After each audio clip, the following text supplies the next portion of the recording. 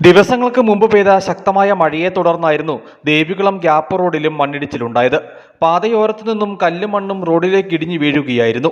മഴയുടെ ശക്തി കുറഞ്ഞ സാഹചര്യത്തിൽ റോഡിലേക്ക് ഇടിഞ്ഞെത്തിയിട്ടുള്ള കല്ലും മണ്ണും നീക്കുന്നത് സംബന്ധിച്ച നിർദ്ദേശം ബന്ധപ്പെട്ട വകുപ്പുകൾക്ക് നൽകിയിട്ടുള്ളതായി Devikulam sub collector VM Jayakrishnan പറഞ്ഞു. നമ്മുടെ ഗ്യാപ്പ് റോഡിൽ പാറ വീണ് നമ്മുടെ അതുവഴിയുള്ള ഗതാഗതം തടസ്സപ്പെട്ടിരിക്കുകയാണ്. കഴിഞ്ഞ ആഴ്ചയിലെ മഴയിലാണ് സംഭവിച്ചിരിക്കുന്നത്. അപ്പോൾ ആ മഴ ഒന്ന് ശമിക്കാൻ വേണ്ടിയിട്ടാണ് നമ്മൾ കാത്തിരുന്നത്. ഇപ്പോൾ മഴ മാറിയിട്ടുണ്ട്. NH നമ്മുടെ തഹസിൽദാർ വഴി നിർദ്ദേശം നൽകിയിട്ടുണ്ട്. തഹസിൽദാർ വഴി DOC ജില്ലാ എമർജൻസി ഓപ്പറേഷൻ സെന്റർ വഴി നിർദ്ദേശം നൽകിയിട്ടുണ്ട്. ഒരു കഴിഞ്ഞ തവണത്തേക്കാൾ കൂടുതൽ പാറകളാണ് വീണിട്ടുള്ളത്. അതിനാൽ ഒരു 2-3 ദിവസം എടുക്കേണ്ടി വരുമെന്നാണ് NH അധികൃതർ അറിയിച്ചിട്ടുള്ളത്. മണ്ണിടിച്ചിൽ ഭീഷണി നിലനിൽക്കുന്നതിനാൽ ഗ്യാപ്പ് റോഡിലൂടെ ഗതാഗതത്തിന് നിലവിൽ നിയന്ത്രണമുണ്ട്. ചിന്നക്കനാൽ മേഖലയിൽ പഠനം നടത്തുന്ന മൂന്നാർ മേഖലയിലെ വിദ്യാർത്ഥികളെയാണ് ഗതാഗത നിയന്ത്രണം കൂടുതൽ വലയ്ക്കുന്നത്.